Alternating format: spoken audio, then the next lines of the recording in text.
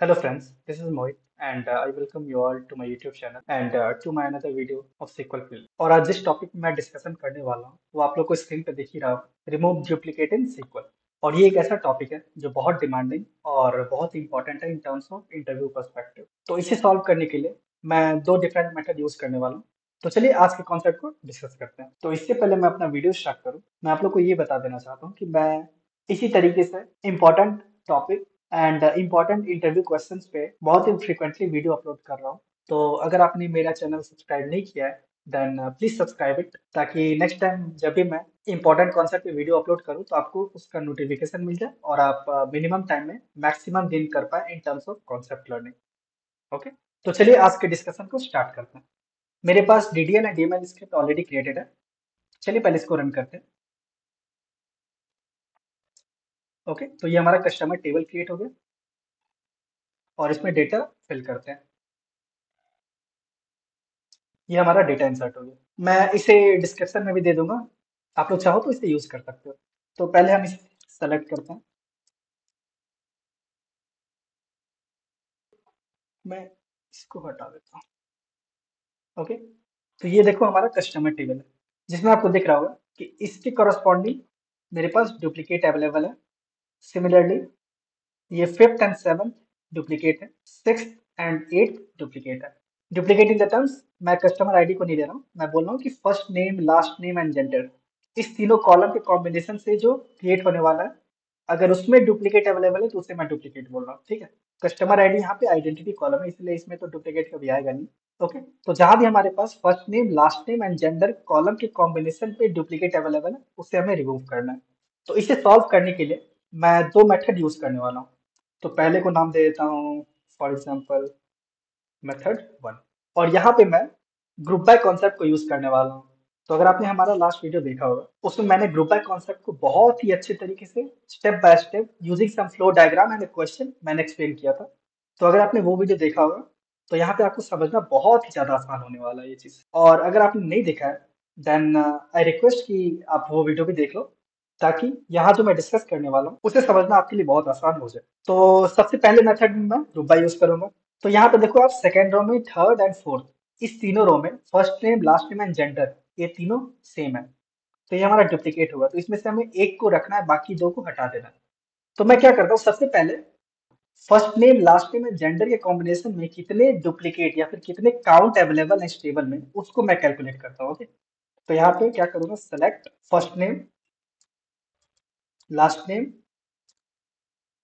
Gender, और अगला column मुझे क्या चाहिए, काउंट। जो तीनों मैंने कॉलम स्पेसिफाई किया है उसका काउंट चाहिए, यानी स्टार फ्रॉम दिस टेबल। और मैंने क्या बताया था कि जब भी हम कुछ एग्रीगेट फंक्शन यूज करते हैं तो नॉन एग्रीगेटेड कॉलम पे हमें क्या करना होता है, ग्रुप बाय। करेक्ट, और यहाँ पे नॉन एग्रीगेटेड कॉलम क्या क्या है, first name last name and gender. Okay, अब अगर इसको रन करता हूँ तो क्या आएगा, ये तीन कॉलम के कॉम्बिनेशन में हमारे इस टेबल में जितने भी काउंट हैं अवेलेबल वो हमें मिल जाएंगे। तो चलिए इसको रन करते हैं। ये देखो, इस कॉलम को मैं नाम देता हूँ रो काउंट। ओके, तो ये देखो ये हमारे पास क्लियरली डेटा दिखा रहा है कि ये दोनों रो के कॉरस्पॉन्डिंग मेरे पास सिंगल काउंट अवेलेबल है टेबल में, बट इन तीनों के कॉरस्पॉन्डिंग मेरे पास मल्टीपल काउंट अवेलेबल है। तो इस तरीके से मैंने काउंट निकाल लिया हर रो के कॉरस्पॉन्डिंग। यहाँ से ये पता चल गया कि मेरे पास इस तीन रो के लिए मेरे पास डुप्लीकेट काउंट अवेलेबल है। अब मेरा नेक्स्ट अप्रोच क्या होना चाहिए, मुझे इस तीनों रो के लिए जो मेरे पास एक्स्ट्रा अवेलेबल है उसे मुझे डिलीट करना होगा। फॉर एग्जाम्पल ये थर्ड रो है, मेरे पास तीन रो अवेलेबल है तो इसमें से दो रो रिमूव होना चाहिए, इसके कॉरस्पॉन्डिंग दो अवेलेबल है तो एक रिमूव होना चाहिए। सिमिलरली यहाँ पे भी एक रिमूव होना चाहिए। करेक्ट, तो रिमूव क्यों होना चाहिए वो तो हमने डिस्कस कर लिया, क्योंकि हमें डुप्लीकेट हटाना है। बट यहाँ से रिमूव कैसे करोगे, तो अगर मैं यहाँ पे आपको इनपुट टेबल दिखाऊं, कस्टमर टेबल, जिसमें हमारा फर्स्ट नेम लास्ट नेम कोमल दास है, तो देखो इससे कॉरस्पॉन्डिंग जो तीन रो अवेलेबल है वो देख चेक करते हैं कौन कौन सा है। ये देखो सेकंड थर्ड एंड फोर्थ, इसमें से हमें दो रो हटाना है। तो कौन सा दो रो हटाओगे ये कैसे डिसाइड होगा, तो एक तरीका ये हो सकता है कि आप यहाँ पे ये कस्टमर आईडी यूज कर लो।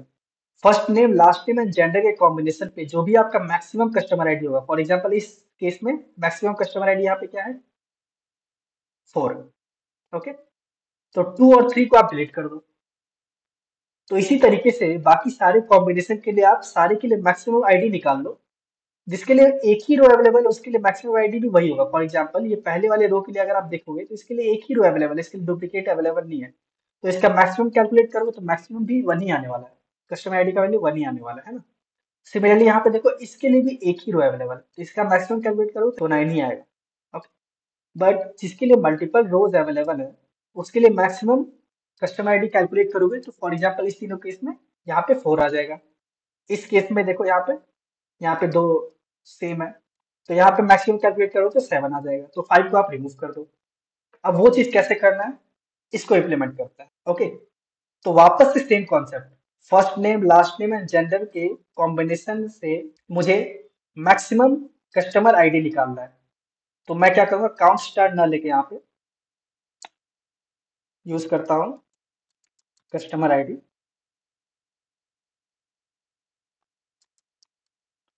Max of this customer ID. Okay, अब देखो ये मेरा एग्रीगेटेड कॉलम है जिसमें मैं मैक्स लगा रहा हूँ, तो नॉन एग्रीगेटेड कॉलम सारा ग्रुप बाय में होना चाहिए। तो ये मेरा नॉन एग्रीगेटेड कॉलम है, ये ऑलरेडी मेरा ग्रुप बाय में है। ओके, और यहाँ पे मैं इसको रीनेम कर देता हूँ मैक्स कस्टमर आईडी से। इसको रन करते हैं, देखते हैं क्या आता है। तो देखो हर first name last name and gender के कॉम्बिनेशन में मेरा जो मैक्सिमम कस्टमर आईडी होगा वो हमारा यहाँ पे आ गया। अब हमें इसे रखना है और इसके अलावा जो बाकी था उसे मैं डिलीट कर दूंगा। ओके, तो जहां जहां मेरा कस्टमर आईडी का वैल्यू ये सब होगा उसे मुझे रखना है ओरिजिनल टेबल में से, और बाकी जो कस्टमर आईडी होगा जिसको कि यहाँ पे 2 नहीं दिख रहा है, 3 नहीं दिख रहा है, 5 नहीं दिख रहा है, 6 नहीं दिख रहा है, तो ये सब डिलीट हो जाएंगे। क्यों? क्योंकि ये सब डुप्लीकेट रो को कंटेंट कर रहा है। तो इसको डिलीट करना है हमें, रिमेनिंग को, और इसे रखना है। इसे रखना है in the sense customer ID का वैल्यू जहां जहां ये सब होगा उसे मुझे ओरिजिनल टेबल में रखना है। तो मैं यहाँ पे क्या करूंगा, डिलीट फ्रॉम, कहाँ से डिलीट करना है, डिलीट फ्रॉम कस्टमर। अब मुझे कुछ कंडीशन देना होगा कि क्या डिलीट करना है आपको, वेयर कस्टमर आईडी मुझे इस टेबल से डिलीट करना है जहां कस्टमर आईडी कैसा होना चाहिए, जो कस्टमर आईडी इसमें प्रेजेंट ना हो, जो अभी हमने देखा था यहाँ पे, है ना, जो कस्टमर आईडी इसमें प्रेजेंट ना हो वो मुझे ओरिजिनल टेबल से डिलीट करना है। तो मैं क्या करूंगा, where customer ID not in. Okay, और इस चीज को मैं ब्रैकेट में रख देता हूँ, है ना। मुझे ये सारा कॉलम नहीं चाहिए हुआ, क्योंकि मुझे चेक क्या करना है, where customer ID not in, तो यहाँ भी कुछ ऐसा कॉलम देना होगा जिसमें कस्टमर आईडी मुझे मिल रहा होगा, है ना। तो ये सारा कॉलम हटा दो, यहाँ पे एलियास देने की जरूरत नहीं है। ओके, तो यहाँ पे देखो इसको मैं रन करता हूँ पहले। तो ये सारा जो वैल्यू है वो मेरा कस्टमर आईडी का वैल्यू है, और मुझे इन सारे वैल्यू के अलावा जो वैल्यू है उसको मुझे डिलीट करना है कस्टमर टेबल से। Got it. तो मैं इसको रन करता हूँ तो क्या होना चाहिए, इन सारे वैल्यूज के अलावा जो वैल्यू वो मेरे कस्टमर टेबल से डिलीट हो जाने चाहिए। तो चलिए इसको रन करते हैं। ये देखो, अब हमारे पास सिर्फ कस्टमर आईडी 1 4 7 8 एंड 9, और यही कस्टमर आईडी मेरे मैक्सिमम कस्टमर आईडी वैल्यू में भी आ रहे थे, और रिमेनिंग जो डुप्लीकेट वाले थे वो डिलीट हो गए। तो ये टेबल देखो मेरा क्लीन हो गया, जिसमें डुप्लीकेट अवेलेबल नहीं है। तो ये एक मेथड हो गया। अब चलिए दूसरे मेथड को डिस्कस करते हैं। तो उसके लिए मैं क्या करूंगा, मैं इस टेबल में वापस से डुप्लीकेट डेटा को इंसर्ट कर देता हूँ। तो ये रहा हमारा स्क्रिप्ट, इसको रन करते हैं। वापस से हमारे पास सारे डेटा आ गए जिसमें डुप्लीकेट भी है। सेलेक्ट करके देखते हैं।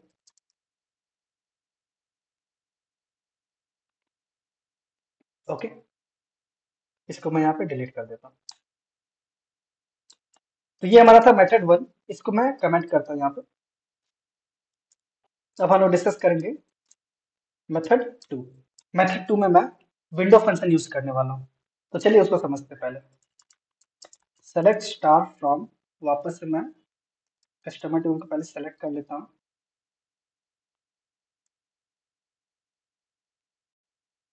तो ये हमारा कुछ ऐसा दिखेगा। अब यहाँ पे मैं एक row number window function use करने वाला हूँ। Row number over. तो रो नंबर को ऑलरेडी मैंने अपने एक वीडियो में with the help of interview question discuss किया हुआ है।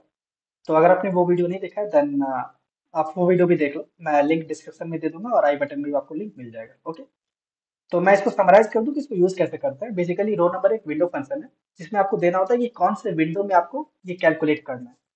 तो विंडो विंडो मीन्स क्या होगा, सिमिलर टू ग्रुप बाय। आप ग्रुप बाय में क्या करते हैं, ग्रुप बाय सब कॉलम नेम देते हो है ना। तो वो कॉलम नेम जो होता है ना, वो बेसिकली यहाँ पे विंडो क्रिएट करता है। तो यहाँ पे कौन कौन सा कॉलम हमें देना होगा विंडो क्रिएट करने के लिए, first name last name and gender, correct. तो इसको हम लोग यूज करने के लिए क्या करते हैं, इनसाइड ओवर हम लोग यहाँ पे देते हैं पार्टीशन बाय, फिर ये तीनों कॉलम नेम दे देंगे। यहाँ पे मैं ऑलरेडी लिखा हुआ है तो यहाँ से कॉपी कर लेता हूँ। ओके, तो ये क्या करेगा, ये सिमिलर टू आप इसको समझ सकते हो ग्रुप बाय। ये तीनों कॉलम कैसे वो ग्रुपिंग क्रिएट कर रहा है। और मैंने अपने ग्रुप बाय कॉन्सेप्ट वाले वीडियो में बताया था आपको कि ये कैसे डिफरेंट डिफरेंट पार्ट क्रिएट करता है with the help of flow diagram, correct. तो यहाँ पे ये तीनों कॉलम को लेकर वो ग्रुप बाय की तरह क्रिएट करेगा। इसको आप उस तरीके से समझ सकते हो, partition by this three column. तो ये एक विंडो क्रिएट कर लिया। अब इस विंडो में हमें देना होता है कि एक बार ये विंडो क्रिएट हो गया तो उसके अंदर आपको क्या करना है, हमें रो नंबर कैलकुलेट करना है। ओके, तो रो नंबर हमेशा किसी ऑर्डर में होता है। कौन से ऑर्डर पे आप कैलकुलेट करना चाह रहे हो, तो यहाँ पे हम लोग यूज करेंगे order by customer ID, and by default ये असेंडिंग होता है। Okay, as row number. इसको रन करके देखते हैं क्या होता है। ओके, अब यहाँ पे आप ध्यान से देखो, पहले इस तीन रो को ऑब्जर्व करो। यहाँ पे देखो पार्टीशन बाय मैंने क्या दिया, first name last name and gender. इस तीन कॉलम को लेके ये एक विंडो क्रिएट कर लिया। तो विंडो कुछ इस तरीके से दिखेगा। उसके बाद मैंने क्या बोला कि ऑर्डर बाय कस्टमर आईडी पे क्या कैलकुलेट करो, रो नंबर। तो order by customer ID, order by क्या हुआ, 2 देन 3 देन 4। तो ये रो नंबर कैलकुलेट किया 1 2 3। इस तरीके से रो असाइन कर देता है। सिमिलरली बाकी डुप्लीकेट रोज के लिए भी सेम तरीके से वो रो असाइन कर देगा। तो यहाँ पे हर विंडो के बेसिस पे, और विंडो कैसे क्रिएट होगा, जितने भी फर्स्ट नेम लास्ट नेम या जेंडर के डिस्टिंक्ट वैल्यूज होंगे उस पर ये विंडो क्रिएट कर लेता है। और अगर आपको ध्यान होगा तो ये सेम अंडरस्टैंडिंग सेम लॉजिक है ग्रुप बाय की तरह, करेक्ट। तो यहाँ पे आप एक चीज ऑब्जर्व कर रहे हो कि जहां जहां मेरे पास रो नंबर 1 अवेलेबल है, अगर इस पांचों को मैं एक साथ अलग टेबल में किसी तरीके से ले आऊं तो इसमें मेरे पास डुप्लीकेट अवेलेबल नहीं होंगे। क्यों, क्योंकि डुप्लीकेट जहां भी है ना वहां पे रो नंबर देखना 2 3 ऐसा ही कुछ है, देखो 2 2। क्योंकि वो जब विंडो क्रिएट किया होगा ना, जैसे फॉर एग्जाम्पल यहाँ पे मैं इस एग्जाम्पल को लूँ, तो जब ये विंडो क्रिएट किया होगा तो 2 कब आएगा, जब ऑलरेडी उसका उस विंडो में एक वैल्यू अवेलेबल है जिसका रो नंबर 1 आया था। उसके बाद उसको सेकंड रो में वापस से जाना पड़ा, तो उसको बेस्ड ऑन ये कस्टमर आईडी वो सेकंड रो में गया। जब 6 के बाद वो 8 गया, तो यहाँ पे उसको उसने रो असाइन कर दिया 2 इस विंडो में सेकंड रो को, करेक्ट। तो इस तरीके से वो रो असाइन कर रहा है यहाँ पे। अब आपका काम सिर्फ इतना है कि आप किसी तरीके से अगर ये रो नंबर 1 को अगर आप फिल्टर आउट कर लो तो उसमें आपको डुप्लीकेट अवेलेबल नहीं होंगे, है ना। तो मैं क्या करता हूँ यहाँ पे, सेलेक्ट, मुझे क्या क्या कॉलम चाहिए, मुझे चाहिए दिस वन कस्टमर आईडी चाहिए, देन बाकी की 3 कॉलम चाहिए फाइनल टेबल में, करेक्ट। जैसा मेरा इनपुट टेबल है वैसा ही मुझे चाहिए ना अल्टीमेटली। तो ये 4 कॉलम मेरे पास इनपुट टेबल में अवेलेबल है। तो ये मुझे 4 कॉलम ही चाहिए इससे। फ्रॉम, इसे मैं एक सब क्वेरी की तरह यूज करूंगा। इसको नाम देता हूँ ए। तो इसमें से मुझे क्या चाहिए, इसमें से मुझे चाहिए जिसका रो नंबर 1 हो, correct. Where are number equals, ये देखो, तो आपको इस फाइनल टेबल में आपको डुप्लीकेट नहीं दिख रहा होगा, करेक्ट। बट यहाँ पे एक चीज आपको ध्यान देना होगा कि जब हमने ग्रुप बाय यूज किया था तो आईडी कुछ डिफरेंट आए थे, है ना। जैसे फॉर एग्जांपल इसके लिए आईडी मेरे पास 4 अवेलेबल था। मेथड 1 यूज किया था तो उसमें फाइनल टेबल में मुझे कस्टमर आईडी 4 के कॉरस्पॉन्डिंग ये वैल्यूज आए थे, है ना।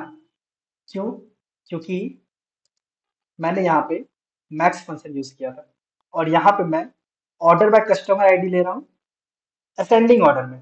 तो सबसे पहला वाला जो कस्टमर आईडी होगा वही तो मेरा रैंक 1 होगा और मैंने रैंक 1 को ही तो फिल्टर किया है। तो अगर आपको result set same as this one चाहिए तो आप क्या करोगे, बस एक चीज छोटा सा, यहाँ पे असेंडिंग को ना यूज करके यहाँ पे आप यूज करोगे डिसेंडिंग।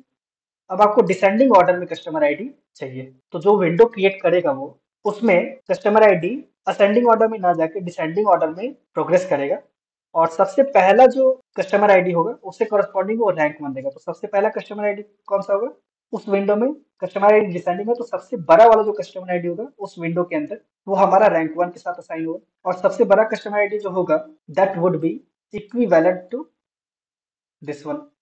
समझ गया? तो बस एक छोटा सा यहाँ पे चीज था। रिजल्ट सेट इसमें भी देखो, यहाँ पे भी जो रिजल्ट सेट आ रहा है ना, इसमें भी डुप्लीकेट नहीं है, तो आंसर ये भी हो सकता है करेक्ट। बट अगर आपको ये वाले मेथड वन का रिजल्ट और मेथड टू का रिजल्ट को अगर आपको सेव करना है, यहाँ पे आपको डिसेंडिंग यूज करना होगा। ओके, यहाँ पे देखो इसके लिए कस्टमर आईडी टू आ रहा है ना अभी। अब देखो हमने सिंस यहाँ पे डिसेंडिंग यूज किया है, order by customer ID descending, तो देखते हैं क्या आता है। अब देखो इससे करस्पॉन्डिंग जो टू था वो फोर हो गया, और ये सेम रिजल्ट सेट आया था जब मैंने मेथड वन का क्वेरी यूज किया था। ओके, तो सिर्फ ये कीवर्ड से आप सबसे पहला वाला कस्टमर रखना चाहते हो हर विंडो का, या फिर सबसे आखिरी वाला कस्टमर रखना चाहते हो हर विंडो का, ये डिसाइड कर सकते हो। और ये एक छोटा सा पॉइंट इंटरव्यू में आपको बहुत काम आ सकता है। हो सकता है आपसे इंटरव्यूअर बोले कि मुझे वो रिमूव करके दो जिसका कस्टमर आईडी मैक्स हो, वो नहीं होना चाहिए फाइनल टेबल में, तो आप यहाँ पे क्या करोगे, डिसेंडिंग हटा दोगे, तो मैक्स वाला रिमूव हो जाएगा। मिन वाला मेरे पास इसके कॉम्बिनेशन में जो भी मेरा मिनिमम कस्टमर आईडी होगा वो मेरा आएगा। और अगर इंटरव्यूअर बोलता है कि नहीं मुझे कस्टमर आईडी जो मैक्सिमम होगा वो मुझे चाहिए, तो यहाँ पे आप डिसेंडिंग यूज कर लो और फिर इसको रन कर देना, तो यहाँ पे मैक्सिमम वाला आएगा जो कि सेम रिजल्ट है इसके तरह। ओके, तो चलिए आज का वीडियो थोड़ा सा लंबा हो गया, बट यहाँ पे हमने बहुत कुछ सीखा भी है, और इस तरीके से मैंने इस चीज को समझाया कि आपको कोई कंफ्यूजन नहीं होगा, और आगे इससे रिलेटेड कोई भी क्वेश्चन आपसे पूछा जाता है तो आप बहुत ही आसानी से उसको सॉल्व कर पाओगे। ओके, तो आज के वीडियो में इतना ही। अगर आपको मेरा वीडियो पसंद आए देन प्लीज लाइक इट, और अपने फ्रेंड्स के साथ खूब शेयर करो ताकि उन लोगों को भी इस तरह के कॉन्सेप्ट से बेनिफिट मिल सके। ओके, और हाँ, अगर आपने मेरा चैनल सब्सक्राइब नहीं किया है देन प्लीज सब्सक्राइब इट, ताकि नेक्स्ट टाइम जब भी मैं इस तरह के वीडियो को अपलोड करूँ तो आपको उसका नोटिफिकेशन मिल जाए। ओके, दैट्स इट, आज के वीडियो में इतना ही। मिलते हैं अपने अगले वीडियो में एक नए कॉन्सेप्ट के साथ। Till then take care and good bye.